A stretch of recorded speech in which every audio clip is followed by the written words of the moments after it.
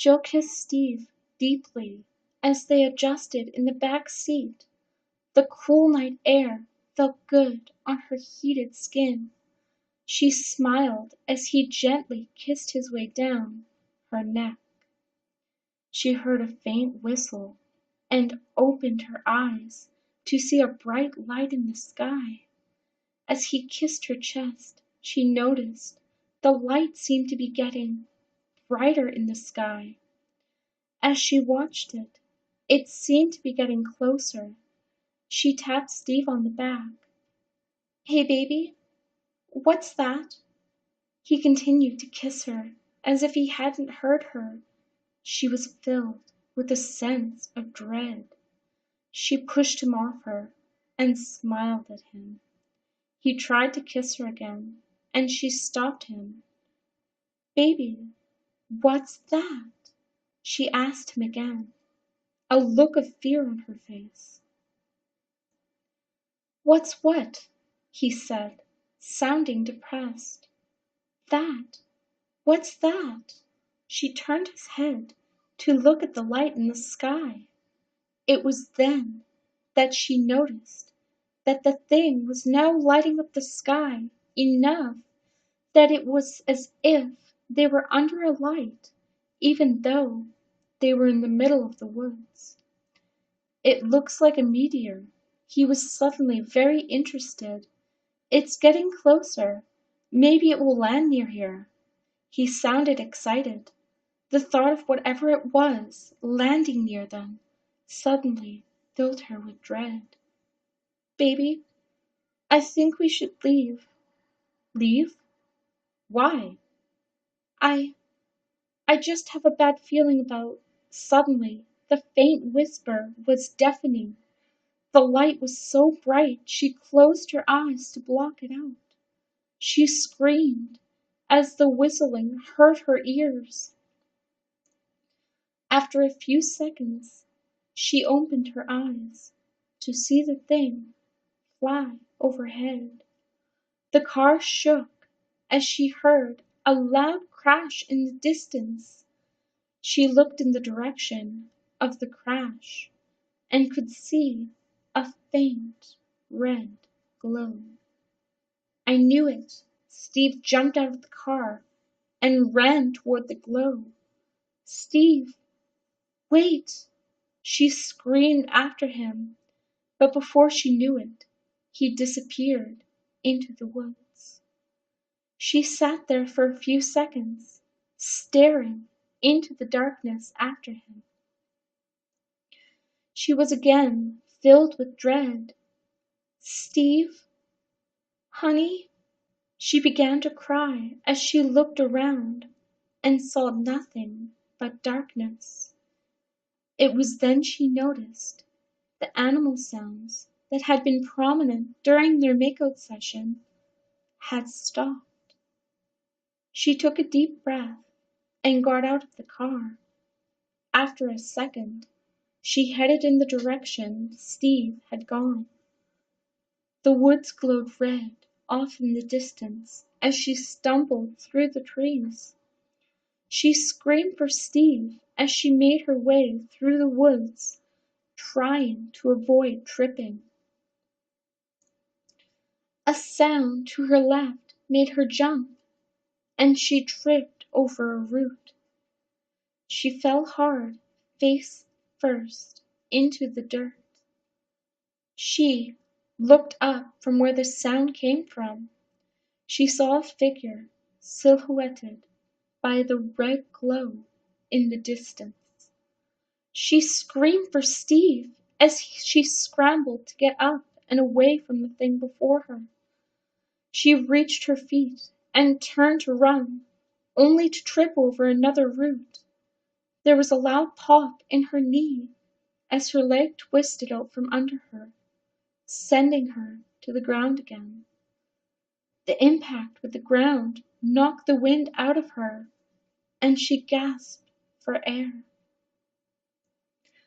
After a few seconds, it came, painfully at first.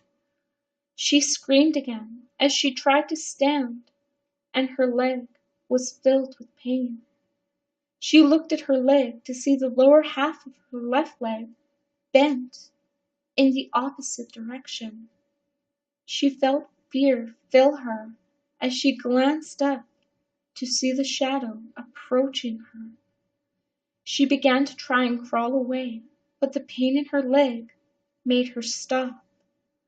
She screamed as the figure suddenly came into light. She breathed a sigh as Steve approached her.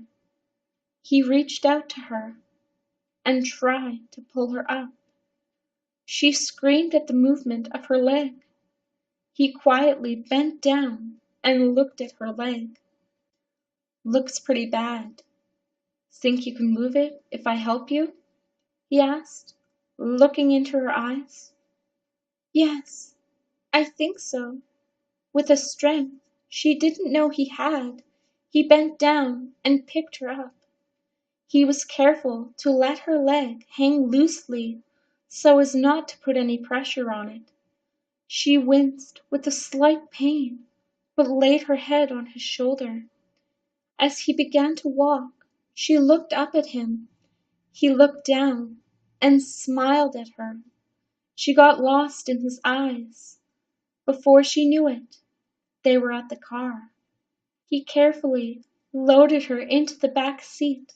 He had placed her in the seat so that her injured leg was resting gently against the back seat. He gave her a peck on the cheek, got into the driver's seat, and started the car. She glanced at the fading red glow as they began to pull away. She looked at him and noticed he had a trickle of blood behind his ear. As she looked at him, she noticed more blood in other places, like the back of his neck. Her stomach was again filled with a sudden dread. "Baby, are you okay?" she asked, hoping for the best, but expecting the worst. "I'm fine. Why?" He glanced at her in the mirror as they prepared to turn onto the main road. "Because you have blood on the back of your head. Did you hurt yourself?"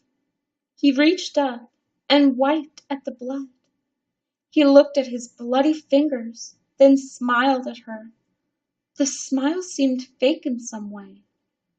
He just kept smiling at her as he turned around in the seat. After a second, she realized that it was only his head had turned to look at her. His body remained facing forward. "Baby," she said with a fear in her voice. "I told you. I'm fine." His voice was distorted, as if it was coming through some kind of electronic device. Suddenly she realized the skin on his neck had shifted and was bunching up. As she looked, she noticed there was a tear in the back of the neck. "What's wrong with your—" She was cut short by him suddenly leaping over the seat. He grabbed hold of her head. She screamed as his fingers seemed to elongate and dig into her cheeks. She could feel the skin in her face ripping. She struggled, but it was like she was having her strength taken from her. She could feel what felt like tendrils squiggling under her skin all over her body. It felt like he was trying to remove her skin. A sound to her right made her scream and turn, hoping it was some kind of help. There stood a large, oozing blob. She screamed faintly as the thing created tendrils and reached for her. It grabbed her hair and pulled. The world went black as a sharp pain filled her entire body. "Are you ready? We must find others for the rest of the crew to blend in," Steve said. "Yes, if the rest of the planet is this easy, This planet is ours. It was her voice. Yes, with luck, our weapons won't be needed. This president will be easy prey for us, especially for you, his daughter. She opened her eyes to see Steve standing over her. She tried to move, but her body was filled with pain. She managed to glance down to see she had been skinned. She tried to scream, but nothing came out. Suddenly, she was looking at herself. The thing wearing her skin bent down and placed something on her chest. She watched as they both got back into the car, and as they drove away, there was a loud whistle that emanated from her chest. She screamed as there was a bright flash, and the world went black.